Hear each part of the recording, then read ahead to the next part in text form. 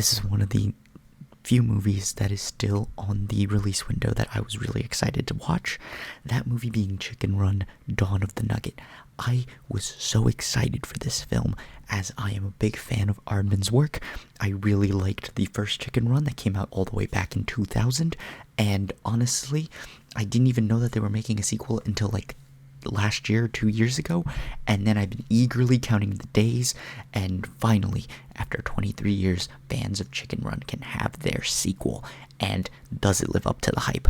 Let's get into that now. So the sequel picks up about where the previous one ends.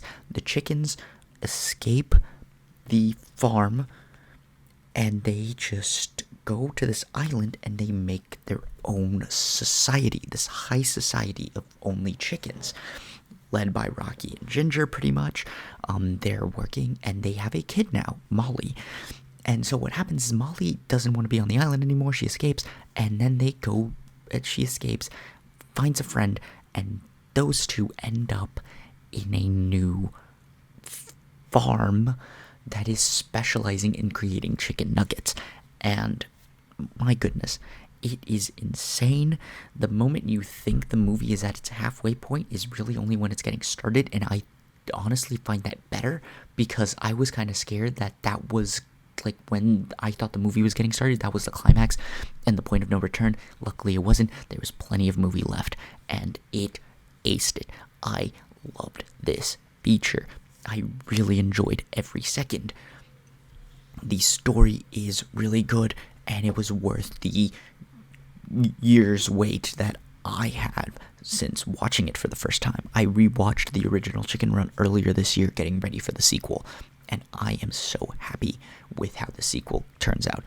The story is a hand grenade, but now let's talk about the actual best part of the film, and that is its stop motion animation, as Aardman does not miss. Aardman's animation quality is so top notch. My favorite part about this film is how they also released a making of, like, little 20-minute documentary that immediately plays after the movie, and it is so worth a watch. It is so fascinating to see their process on how they created this feature. It is so good, and it's so interesting to see how much time and effort goes into this film and how much everyone working on it loves the project. The animation is so good, and it was really interesting to learn how they did it and how they all constantly use reference footage that they themselves film.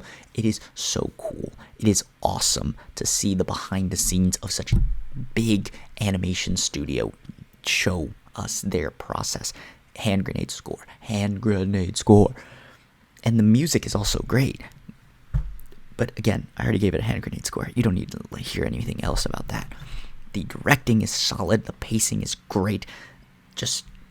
This is a certified hand grenade movie. The voice cast is pretty good too. I was kind of shocked by how many Harry Potter alums are in this film.